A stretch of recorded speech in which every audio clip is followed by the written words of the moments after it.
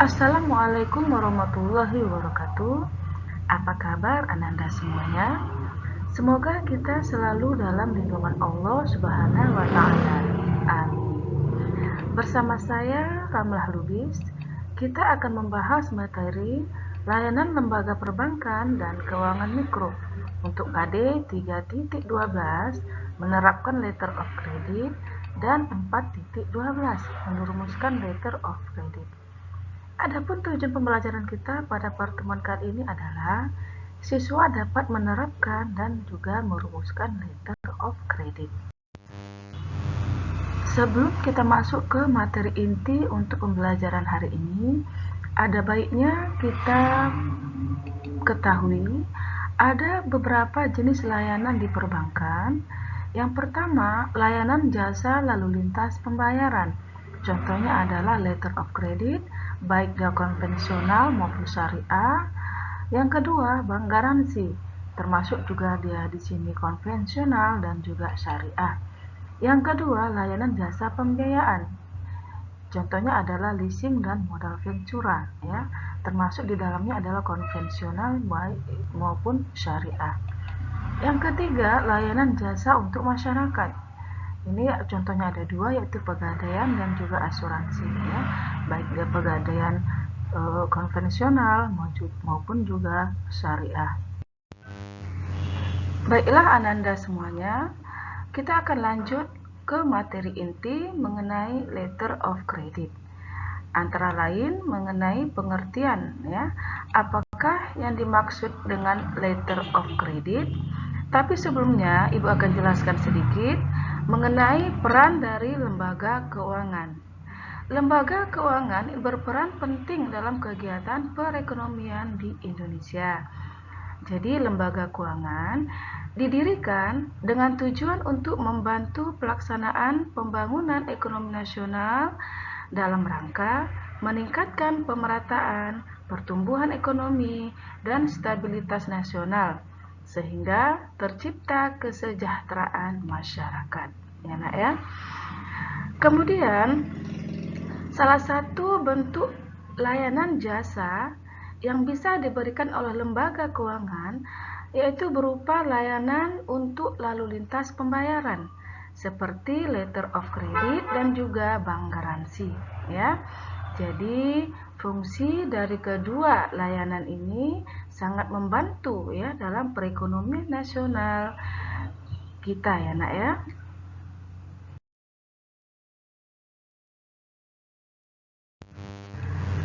Baiklah nak, kita akan lanjut mengenai pengertian letter of credit. Letter of credit adalah salah satu bentuk instrumen pembayaran dengan cara membuka kredit dari bank dengan jaminan dari dokumen-dokumen atas barang-barang yang dibeli oleh pihak pembeli atau yang disebut dengan pihak importir. Selanjutnya kita akan bahas mengenai pihak-pihak yang terlibat dalam transaksi letter of credit. Siapa sajakah mereka?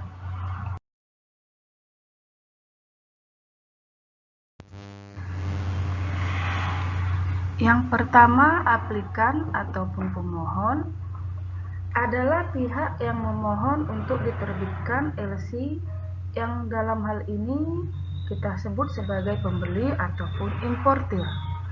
Dua, issuing bank ataupun bank penerbit adalah bank yang atas permintaan aplikan menerbitkan letter of credit.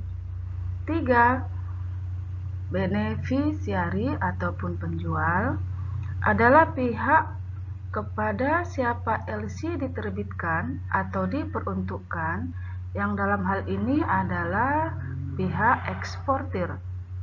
Empat, bank penerus ataupun advising bank adalah bank yang melakukan autentikasi atas LC yang diterima dan menginformasikan beneficiary mengenai penerimaan letter of credit tersebut. 5. Bank yang ditunjuk. Letter of credit seperti melakukan negosiasi Ini selanjutnya disebut negosiasi bank. Mereka melakukan konfirmasi, ya, selanjutnya kita sebut sebagai confirming bank. Yang keenam, bank negosiasi adalah bank yang melakukan negosiasi atau pengambil alihan atas dokumen ekspor dan karenanya membayar terlebih dahulu kepada beneficiary. Dan untuk selanjutnya menagih pembayaran kepada pihak issuing bank. Yang ketujuh, bank pengkonfirmasi adalah bank yang memberikan konfirmasi atau jaminan kepada beneficiary apabila issuing bank tidak melakukan pembayaran sebagaimana yang diperjanjikan dalam letter of credit.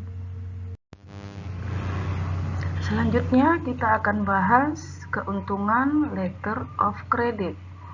Keuntungan letter of credit bisa kita tinjau dari dua sisi. Yang pertama dari sisi pihak eksportir, yang kedua dari sisi pihak importir. Keuntungan LC bagi pihak eksportir antara lain, yang pertama, kepastian pembayaran dan menghindari risiko. 2. Penguatan dokumen dapat langsung dilakukan. 3. Biaya yang dipungut oleh pihak bank untuk negosiasi dokumen relatif kecil bila ada letter of credit. 4. Eksportir ataupun penjual akan menerima pembayaran atas penyerahan barang dengan pasti sesuai dengan syarat-syarat dalam letter of credit. 5. Terhindar dari risiko pembatasan transfer valuta.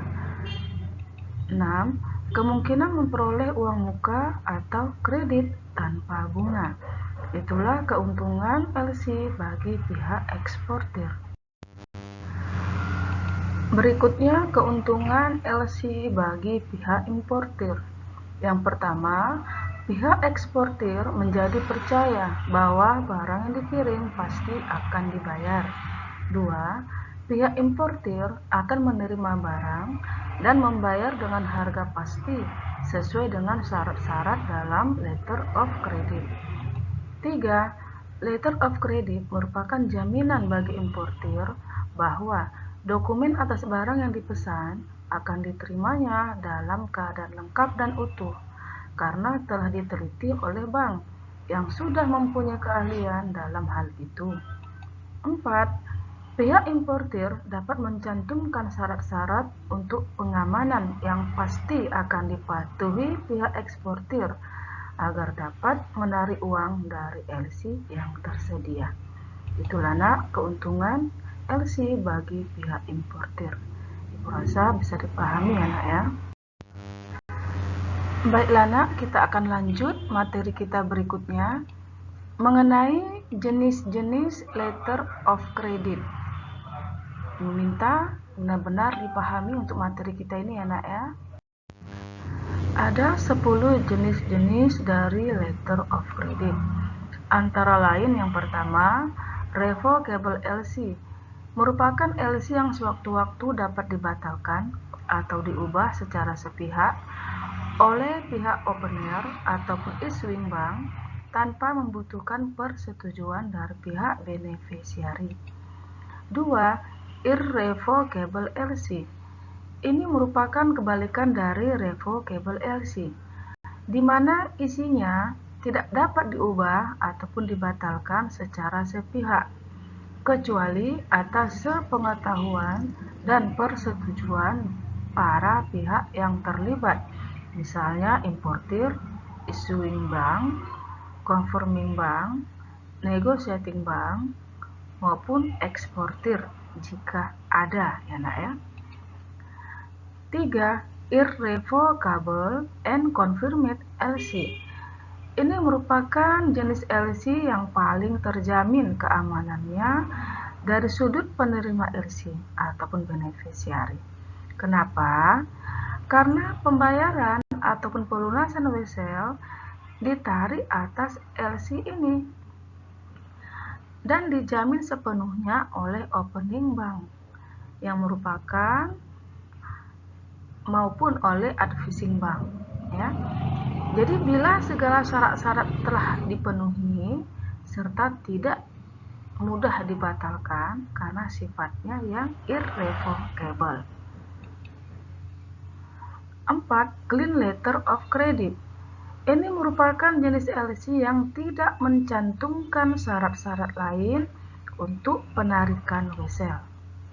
5. Documentary Letter of Credit.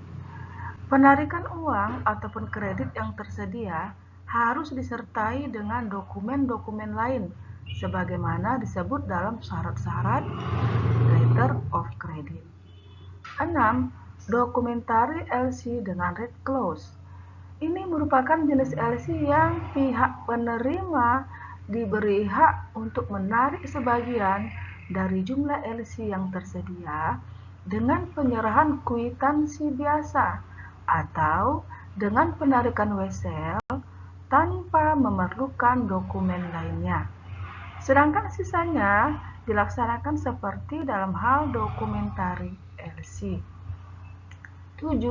Revolving LC merupakan jenis LC yang memungkinkan kredit yang tersedia dipakai ulang tanpa mengadakan perubahan syarat khusus pada LC tersebut. Yang kedelapan, back-to-back LC.